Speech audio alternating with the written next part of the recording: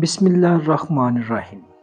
کہانی شروع کرنے سے پہلے اگر آپ چینل پہ نئے ہیں تو چینل کو سبسکرائب کر لیں، بیل آئیکن کو پریس کر لیں اور کمنٹ باکس میں اپنی قیمتی آراء سے مجھے آگاہ کریں۔ تو چلو شروع کرتے ہیں کہانی۔ بلخ کی شہزادی اور ایک ولی کے پیار کی کہانی۔ بلخ وادی حسین کو حسار اور دلکش مناظروں کے لیے سارے جہاں میں عروس الباد کے نام سے مشہور تھا۔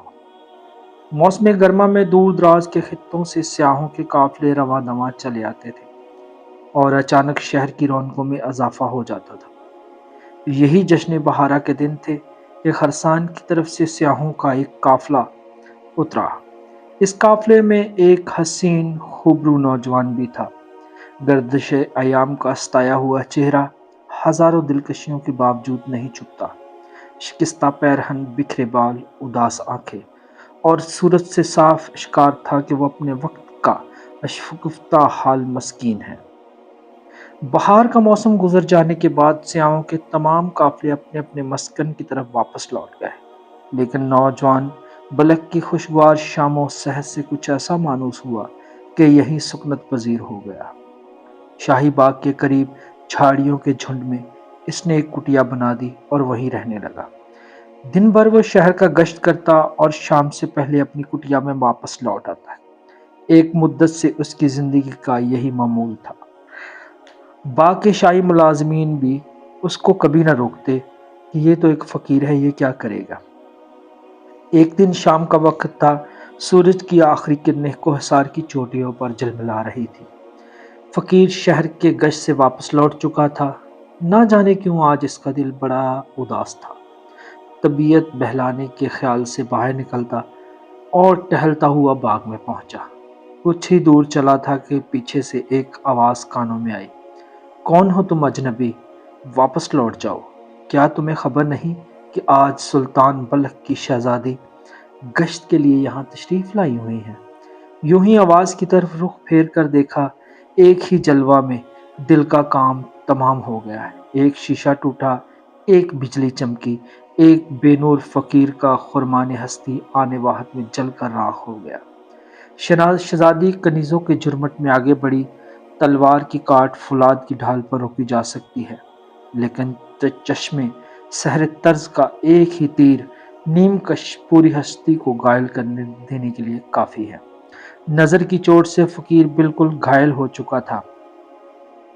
بڑی مشکل سے دل تھامے ہوئے واپس اپنی کٹیا میں آ کر بیٹھ گیا۔ دل کا سکون ترکست ہو چکا تھا، آنکھوں کی نیند بھی اڑ گئی۔ غم کی تپش میں ساری رات کٹی۔ آہستہ آہستہ عشق کی چنگیاری دل کے قریب سلگتی رہی۔ شوق کا اضطراب بڑھتا گیا، یہاں تک کہ ایک گھائل پنچھی کی طرح فقیر کی زندگی ایک دردناک عذاب کا شکار ہو گئی۔ کبھی مکمل سکون، کبھی باد صبا سے ہم کلامی، کبھی مناجات سحرگاہی، ویرانے سے ان تنہائی سے پیار، یک بکک یک زندگی کا عجیب حال ہو گیا۔ اس عالم کرب میں کئی مہینے بیت گئے۔ رفتہ رفتہ جنوں کا شوق بڑھتا رہا، طوفان تھمنے لگا۔ بالآخر کچھ عرصے کے بعد دل کی تپش ایک محسوس حالت پر آ کر رک گئی۔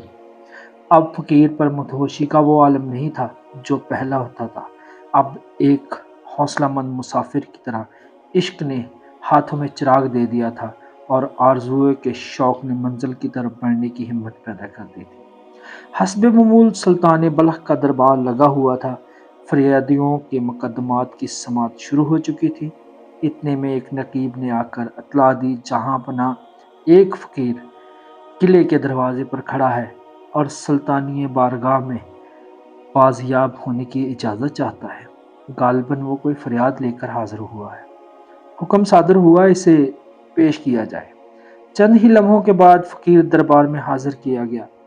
ہونے والے مقدمات کی سماعت کا سلسلہ ختم ہو چکنے کے بعد خطیب شاہی فقیر کی طرف متوجہ ہوا، تمہاری کیا فریاد ہے؟ فقیر نے جواب دیا، ایک ایسی درخواست لے کر حاضر ہوا ہوں جسے مجمع عام میں نہیں پیش کر سکتا، تنہائی کا موقع عطا کیا جائے۔ دربار ختم ہونے کے بعد فقیر کو طلب کیا گیا۔ وزیر نے دریافت کیا، جہاں پناہ کے حضور تمہیں کیا کہنا ہے؟ فقیر، جہاں پناہ کی شہزادی کے ساتھ نکاح کی درخواست لے کر حاضر ہوا ہوں۔ وزیر: اپنی زبان کا یہ جملہ جو بھی تم نے ادا کیا ہے، کیا تم اس کے قابل ہو؟ حرم شاہی کے ساتھ فقیر کی نہایت توہین آمیز جسارت ہے یہ۔ لب کشائی کی جسارت تمہیں پہلے اپنی حیثیت کا اندازہ لگا لینا چاہیے تھا، اس کے بعد تمہیں یہ جسارت کرنی چاہیے تھا۔ اس ناقابل برداشت گستاخی کی تمہیں سزا ملنی چاہیے۔ سلطان نے وزیر کو خاموش کر دیا ہے۔ یہ مجرم نہیں، اسلام کا بخشا ہوا حق استعمال کر رہا ہے۔ پیغام نکاح کے لیے اسلام میں شاہ و گدا، امیر و غریب اور چھوٹے بڑے کا کوئی امتیاز نہیں۔ اس کی درخواست کا جواب دھمکی سے نہیں دیا جا سکتا۔ اس سے کہہ دیا جائے کہ وہ اپنا جواب حاصل کرنے کے لیے 1 ہفتے بعد آئے۔ یہ جواب سن کر فقیر کی پیشانی میں امید کی ایک کرن پھوٹی۔ فقیر دربار شاہی سے واپس لوٹا۔ دل مبتلا کے لیے 1 ہفتے کی مدت صبح قیامت کی طرح طویل ہو گئی۔ بڑی مشکل سے انتظار کے دن کٹے۔ اسی دن بادشاہ نے وزیر کو اپنی منشا سے آگاہ کر دیا تھا کہ صاف انکار کی بجائے حسن تدبیر سے فقیر کو ٹالا جائے، یا کوئی پھر ایسی شرط رکھ دی جائے جس کو پورا کرنا ناممکن ہو۔ جب 7ویں دن فقیر دربار میں حاضر ہوا تو وزیر نے نہایت خندہ پیشانی سے اس کا خیر مقدم کیا، بڑے عزت و احترام سے بٹھایا اور شرافت سے فقیر سے مخاطب ہوا۔ شہزادی کے لیے دنیا کے نامور اور عظیم المرتبہ بادشاہوں کی طرف سے بے شمار پیغامات موصول ہوئے ہیں۔ تمہارا پیغام بھی ان میں شامل کر لیا گیا ہے۔ البتہ اگر تم ایک شرط پوری کر دو تو یقین دلاتا ہوں کہ تمہارا پیغام قبول کر لیا جائے گا۔ وزیر کا جواب سن کر اندھیرے میں ایک کرن پھوٹی اور فرط شوق سے فقیر کی آنکھیں چمک اٹھی اور بے خودی کی حالت میں بول پڑا: فرمایا جائے، میرے لائق کیا خدمت ہے؟ میں شرط پوری کرنے کے لیے اپنی متاع زندگی تک داؤ پر لگا دوں گا۔ وزیر نے کہا: شہزادی کی انگوٹھی کے لیے سیاہ رنگ کا ہیرا چاہیے، اس سے زیادہ اور کوئی شرط نہیں۔ فقیر نے جواب دیا: اس شرط کی تکمیل اگرچہ ناممکن کی حد تک مشکل ہے، لیکن مجھے یقین کامل ہے کہ میں اسے پورا کر دوں گا۔ سنا ہے کہ وہ سیاہ رنگ کا ہیرا برفیلی پہاڑی چوٹی کے دامن میں پایا جاتا ہے۔ خدا میری مدد کرے گا۔ رات بیت چکی تھی، سارے شہر سناٹے کے عالم میں محو خواب تھا۔ فقیر کی کٹیا سے کبھی کبھی سسکنے کی آوازیں سنائی دیتی اور کبھی کبھی زور زور سے رونے کی آوازیں۔ جو آوازیں فقیر کی کٹیا سے آ رہی تھی کچھ ایسی تھی: اے درد مندوں کے چارہ ساز، سلگتے ہوئے دل لے کے تیرے دربار میں حاضر ہوا ہوں۔ حسرت کی جلی ہوئی راہ کو زندہ کر دے، اے مجبور بندوں کی آخری امید۔ مشکلات کے اندھیرے میں قدم اٹھا رہا ہوں، اپنی رحمت کے ساری منزلیں مقصود تک پہنچا دے۔ اپنے حبیب کی شاداب تجلیوں کے صدقے میرے رستے ہوئے زخموں اور بھیگی ہوئی پلکوں پر رحم فرما۔ صبح صبح ہوتے ہوتے اس کے آنسوؤں کا طوفان تھم گیا۔ سجدے سے سر اٹھایا تو پیشانی کے افق پر یقین کا اجالا چمک رہا تھا۔ شاید رحمت خدا بندہ نواز کی کو غیر محسوس تجلی دل کے ویرانے میں اتر آئی تھی۔ ایک اٹوٹ عزم کا تیور لیے ہوئے فقیر اٹھا اور کاندھے پہ تیشہ رکھ کر آبادی سے باہر نکل آیا۔ عالم وحشت میں شبانہ روز چلتا رہا، اسے اپنی منزل خود معلوم نہیں تھی۔ دل کے غیبی سگنل پر قدم آگے بڑھا رہا تھا۔ خدا کی اس وسیع کائنات میں صرف سیاہ رنگ کے ہیرے کا ایک چمکتا ہوا نگینہ مطلوب تھا۔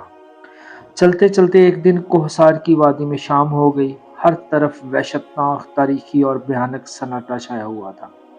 جدھر نگاہ اٹھتی سربقع پہاڑوں کی دیواریں رستہ روکے کھڑی تھیں۔ حیرانی کے عالم میں پتھر کی چٹان پر بیٹھ گیا۔ تھوڑی دیر بعد درندوں کی خوفناک آوازیں ہر طرف سے گونجنے لگیں۔ زندگی خطرے میں گر گئی، جان کے لالے پڑ گئے، لیکن خدا کی کارسازی پر اس کے دل کا مخفی اعتماد پہاڑ کی چوٹی سے بھی زیادہ مضبوط تھا۔ کرشمہ غیب کے ایک تماشائی کی طرح وہ ساری رات جاگتا رہا۔ صبح کے وقت جو ہی آنکھ لگی، کسی نے شانہ پکڑ کر ہلایا۔ آنکھ کھل گئی، ایک بوڑھا آدمی سامنے کھڑا کہہ رہا تھا: جس رستے سے تم یہاں پہنچے ہو، اس کے دہانے پر کالے پہاڑ کی برفیلی چوٹی سے ایک بہت بڑی چٹان ٹوٹ کر گری ہوئی ہے۔ یہ سونے کا وقت نہیں، تیشہ اٹھاؤ اور کاٹ کر اپنے نکلنے کا راستہ بنا لو، ورنہ آج شام تک یہ ساری وادی برف کے سیلاب میں ڈوب جائے گی۔ فقیر گھبرا کے اٹھا، جیسے ہی وادی کے دہانے پہ پہنچا دیکھا کہ برف کی بہت بڑی چٹان راستے میں حائل ہے۔ سارا دن تیشہ چلاتا رہا، دن بھر کی لگاتار محنت کے باوجود گزرنے کے لائق راستہ نہ بن سکا۔ سورج ڈوب رہا تھا، فقیر نے اپنی پوری طاقت کے ساتھ تیشہ چلایا، بھرپور وار سے چٹان کا بہت بڑا حصہ ٹوٹ کر بکھر گیا۔ جمی ہوئی برف کی چٹان کے اندر سیاہ رنگ کا ایک تاریخ تابندہ نگینہ چمک رہا تھا۔ فقیر نے حیرت کے ساتھ اسے کھود کر نکالا، ہتھیلی پر رکھتے ہی ایک کرن پھوٹی اور آنکھیں خیر ہو کر رہ گئی۔ پردہ غیب کی کارا سازی پر فقیر کا دل جھوم اٹھا۔ نامعلوم طور پر اسے یقین ہو گیا کہ یہی وہ سیاہ رنگ کا ہیرا ہے جسے گوہر مقصود کے لیے شرط قرار دیا گیا ہے۔ ایک حیرت انگیز خوشی کے عالم میں وہ بلخ کی طرف جھس لگاتا ہوا چل پڑا۔ کئی دن کے شبانہ روز سفر کے بعد شام کو وہ بلخ پہنچا۔ دوسرے روز شاہی دربار میں فاتحانہ شان سے داخل ہوا۔ وزیر نے دیکھتے ہی ایک برہمی کے انداز میں کہا، تم پھر آ گئے؟ حالانکہ اس دن تم سے آخری بات کہہ دی تھی کہ شریف لوگوں کا یہ شیوا نہیں ہے۔ فقیر، ناراض ہونے کی ضرورت نہیں، میں شرط پوری کرنے آیا ہوں۔ یہ کہتے ہوئے سیاہ رنگ کا چمکدار ہیرا بادشاہ کے سامنے رکھ دیا۔ پہلی بار دنیا کا ایک بے مثل ہیرا دیکھ کر سارے درباری دنگ رہ گئے۔ بادشاہ بھی حیرت کی تصویر بنے بیٹھا تھا۔ وعدے کے مطابق فقیر نے اپنے حق کا مطالبہ کیا۔ اسے یقین تھا کہ شاید مقصود سے ہمکنار ہونے کی گھڑی قریب آ گئی، لیکن ہائے رے قسمت! پھر وزیر نے اسے تسلی دیتے ہوئے کہا، اس میں شک نہیں کہ تم نے طلب صادق کا حق ادا کیا، لیکن ایک آخری شرط رہ گئی ہے، اسے بھی پورا کر دو تو تمہاری درخواست منظور کر لی جائے گی۔ یقین کرو تمہارا جذبہ صادق کی آخری آزمائش ہے، بالکل آخری۔ توقع کے خلاف وزیر کا یہ جواب سن کر فقیر کے تصورات کی دنیا بکھر گئی اور دل کی ساری امنگوں کا خون ہو گیا۔ لیکن وہ عشق ہی کیا جس میں پہمے ناکامیوں کی چوٹ ہی نہ کھانی پڑی، ہمت ہارنا راہ الفت کے مسافروں کا شیوا نہیں۔ پھر اس نے ٹوٹی ہوئی امید کو سمیٹا اور وزیر سے دریافت کیا، اچھا اب وہ آخری شرط کیا ہے؟ وزیر نے جواب دیا، شہزادی کے کانوں کے لیے 2 بڑے سفید موتی مطلوب ہیں، یہ رنگ و تابش میں ساری دنیا کے لیے بے مثل ہو۔ فقیر آج دوسری بار گھائل ضرور ہوا تھا، لیکن اس کے باوجود مایوس نہ تھا۔ پھر آج کی رات پریشانیوں کی خلش اور مناجات کی گرازاری میں کٹی۔ صبح ہوئی تو خدا کا نام لے کر اٹھا اور جنون عشق کی آخری مہم پر روانہ ہو گیا۔ لگاتار کئی دن کے سفر کے بعد وہ ایک سمندر کے کنارے پہنچا۔ عشق کی فلک حمامیت بھی کیا قیامت ہوتی ہے! اپنے تئیں آج اس نے طے کر لیا تھا کہ وہ سمندر کو خشک کر کے طے میں چمکنے والے موتیوں کا سراغ لگائے گا۔ اس یقین کے جذبے میں وہ دونوں ہاتھوں سے اس نے سمندر کا پانی باہر پھینکنا شروع کر دیا۔ اس عالم جنون خیزی میں کئی دن گزر گئے۔ پلٹ کر دیکھا تو پہاڑوں کی طرح سر اٹھاتی ہوئی موجوں کا وہی عالم شباب تھا، لیکن قربان جاؤں عقیدہ عشق کی حیرت گری کے کہ اتنی کھلی ہوئی ناکامی کے باوجود سمندر پر فتح پانے کا عزم ذرا برابر بھی کم نہ ہوا تھا۔ کئی دن کی مسلسل محنت سے اس کے بازو شل ہو چکے تھے، سمندر کی بجائے جگر کا خون جلتے جلتے خشک ہو چکا تھا۔ اتنے عرصے کے بعد آج پہلی دفعہ اس نے ڈوبی ہوئی آنکھوں سے آسمان کی طرف دیکھا۔ نہ جانے چشمے امید کی وہ کون سی ادا تھی کہ اچانک سمندر ابل پڑا۔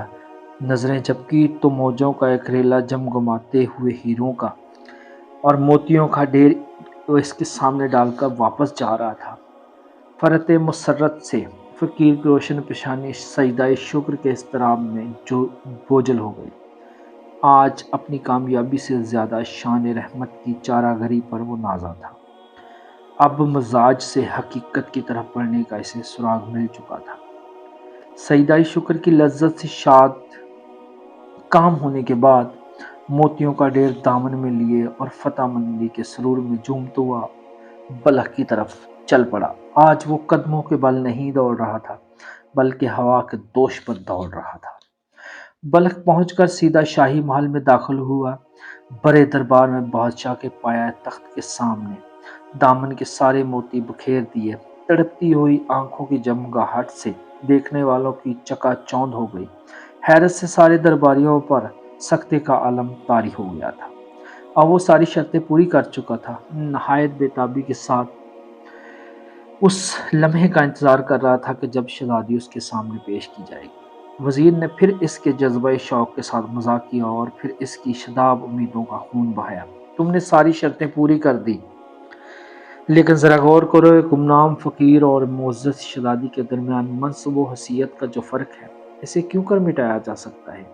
इसलिए बेहतर है कि तुम अपने जुनून खेज मुतालबे से दस्तबरदार हो जाओ।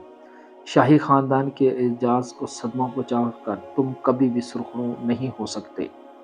वजीर का यह जवाब सुनकर फकीर के सीने में एक तीर सपवस्त हुआ।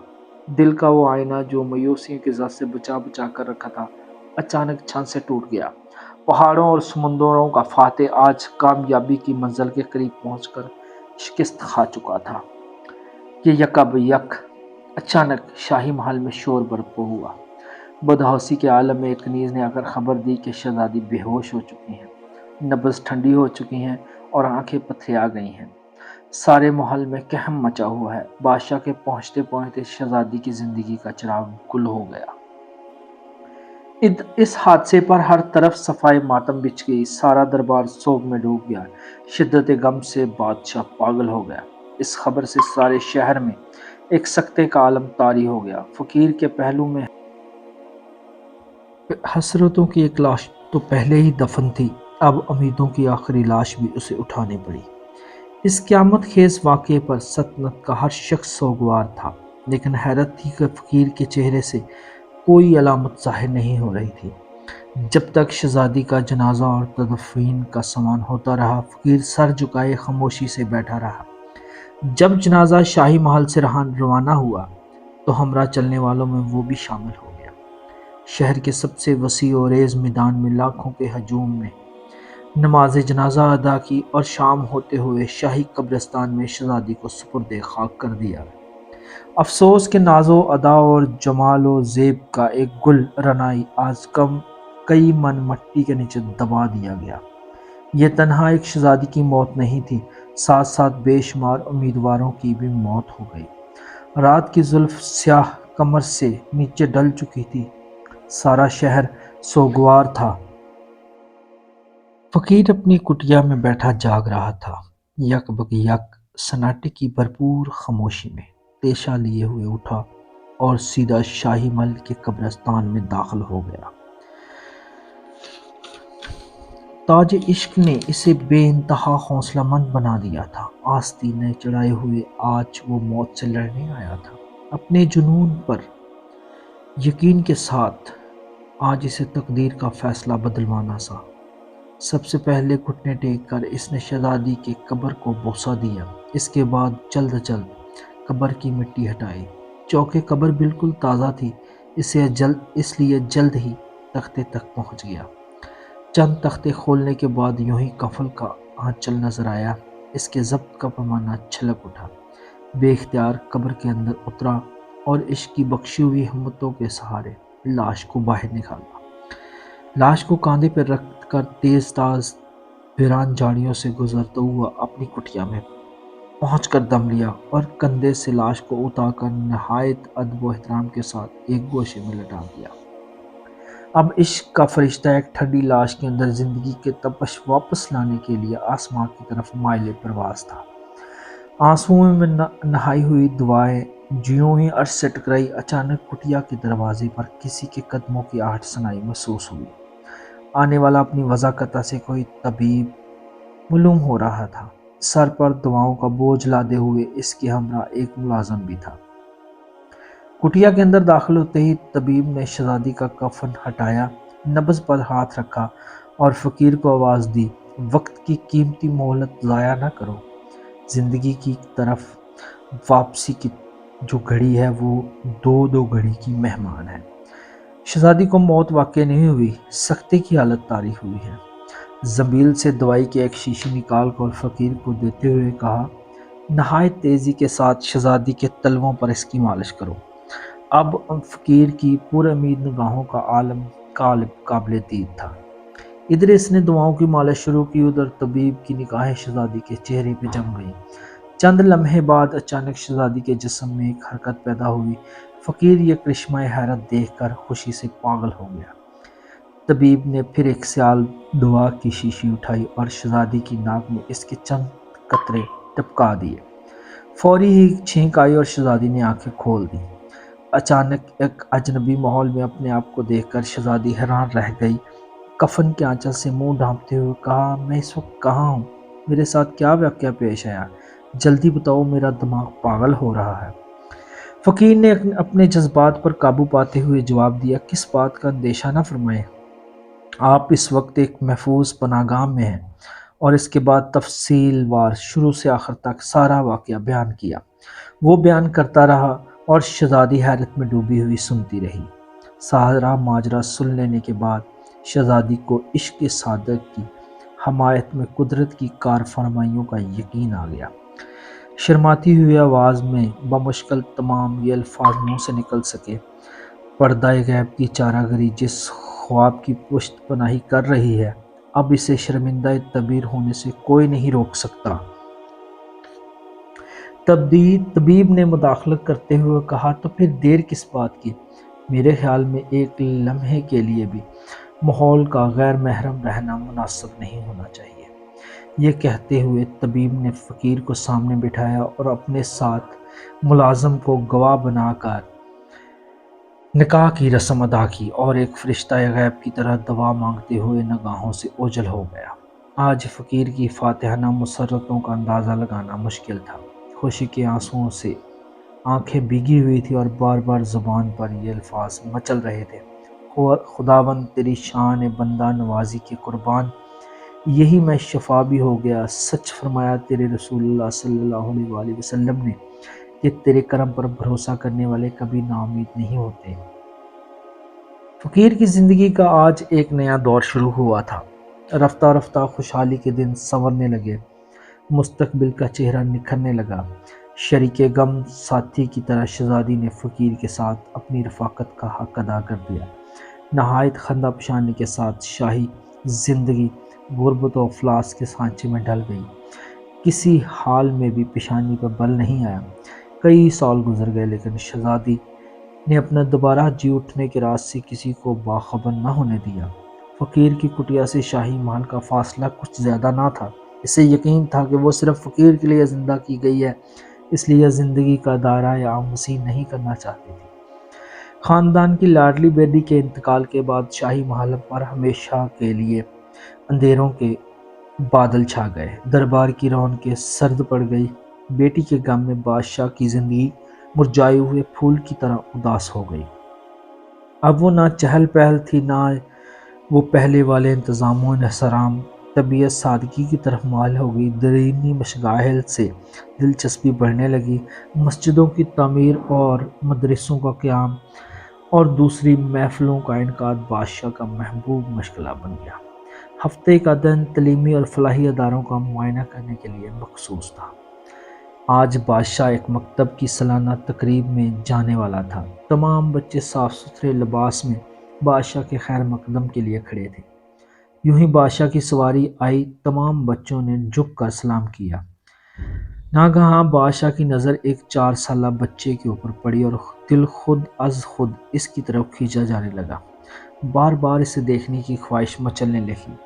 بالآخر اسے اپنے پاس بلا کر بٹھایا اور معلم سے دریافت کیا، اتنا روشن دلکش چہرہ ریاست میں پہلی بار نظر سے گزرا ہے، یہ کس باپ کا بیٹا ہے اور کس گلشن کا پھول ہے؟ معلم نے بتایا، جناب علی مدرسے میں داخل ہوئے چند ہی دن ہوئے ہیں، اسے لے کر کبھی کبھی اس کا باپ آتا ہے، ویسے ظاہری وضاحت سے غریب مسکین آدمی نظر آتا ہے۔ بادشاہ حیران تھا کہ ایسا روشن اور تابندہ چہرے والا بچہ ایک غریب اور فقیر کے گھر میں کیسے پیدا ہوا۔ چلتے وقت معلم کو ہدایت کی کہ اس کے باپ کو بچے کے ہمراہ دربار میں حاضر کیا جائے۔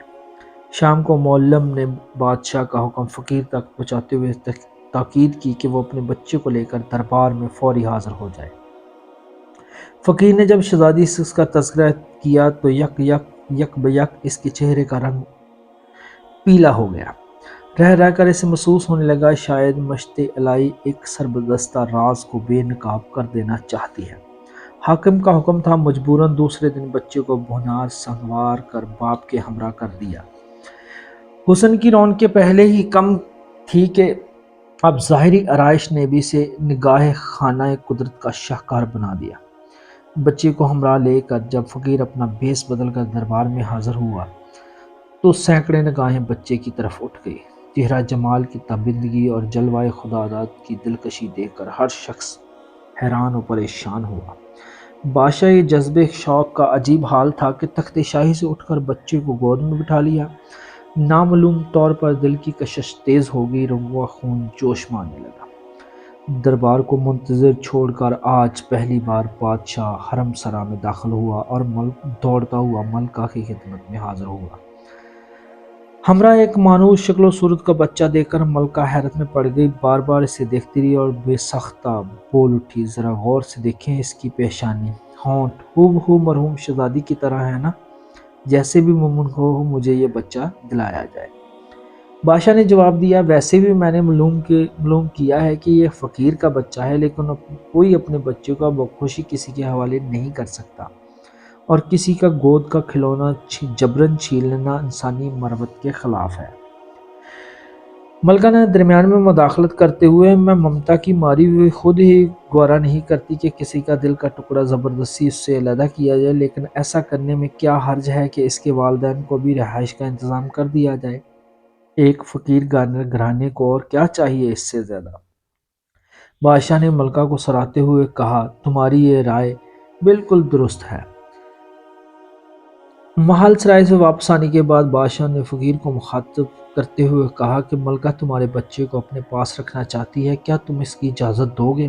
فقیر نے جواب دیا، ملکہ کی خوشنودگی کے لیے میں کس طرح گوارا کر لوں گا، لیکن اس کی ماں کبھی یہ بات برداشت نہیں کرے گی، وہ غریب تو مر جائے گی۔ جاپنا بادشاہ نے تسلی امیز لہجے میں کہا، میں بچے کو ماں سے علیحدہ کرنے کی بات نہیں کرتا، میں تو تمہیں اپنے محل میں ایک گوشہ دوں گا، تمہاری رہائش کا انتظام کیا جائے گا۔ کیا حرج ہے، بچہ اپنی ماں کے ساتھ رہے گا، بس وہ کبھی کبھی ملکہ سے اپنا جی بہلانے کے لیے اسے اپنے ساتھ لے جایا کرے گی۔ فقیر نے کہا، میں واضح طور پر کچھ نہیں کہہ سکتا، یہ فیصلہ میری اہلیہ ہی کرے گی، کیونکہ مسکینوں کے لیے شاہی محل کبھی راس نہیں آتے۔ بادشاہ نے بھی فیصلہ کن انداز میں کہا، تم اس کی بھی فکر نہ کرو، ملکہ تمہاری اہلیہ کو بھی راضی کر لے گی۔ محل کے عقبی دروازے کے اندر شاہی بیگمات کی مخصوص پالکی رکھی جاتی تھی۔ آج ملکہ کہیں جانے والی تھی، خواہشوں کے جھرمٹ میں آ کر بیٹھ گئی اور شاہانہ کرفیو کے ساتھ پالکی آگے بڑھی۔ رستے کی پیشن گوئی کرنے والے خواجہ اسراں کا ایک دستہ آگے چل رہا تھا۔ دریافت کرنے پر معلوم ہوا کہ ملکہ کسی فقیر کی کٹیا میں جا رہی ہے۔ اس خبر کو جس نے بھی سنا اسے سخت الہام ہوا۔ کچھ لوگوں نے اس پر تبصرہ کرتے ہوئے کہا کہ پریشانی کی کوئی بات نہیں ہے، شہزادی کے انتقال کے بعد سے فقیروں اور مسکینوں کا رابطہ شاہی خاندان سے زیادہ ہو گیا ہے، سو بادشاہ کو غرض ہو تو ان کے قدموں کی خاک سے برکت حاصل کرتے ہیں۔ پالکی شاہی باغ کے قریب پہنچ چکی تھی۔ فقیر کی کٹیا تک جانے والا رستہ نہایت خطرناک تھا۔ ایک خواجہ سرا نے آگے بڑھ کر فقیر کو آواز دی۔ فقیر اپنی کٹیا سے گھبرائے ہوئے باہر نکلا۔ آج محلی مرتبہ دروازے پر ایک پالکی دیکھ کر اسے سخت حیرت ہوئی۔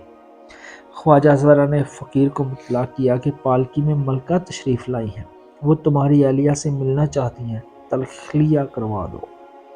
یہ سب خبر سن کر فقیر کا دل دھک سے رہ ہو گیا۔ بدہوشی کے عالم میں شہزادی کو اطلاع دی۔ سالہ سال کا مخفی راز آج بے نقاب ہوئے جانے والا تھا۔ اب چھپنے کی کوئی گنجائش باقی نہیں رہ گئی تھی۔ عقل معاف ہو گئی، خون سوکھ گیا، دل کی دھڑکنیں تیز ہو گئی۔ اس عالم میں شہزادی دم خود کھڑی تھی کہ کٹیا کے اندر ملکہ داخل ہوئی۔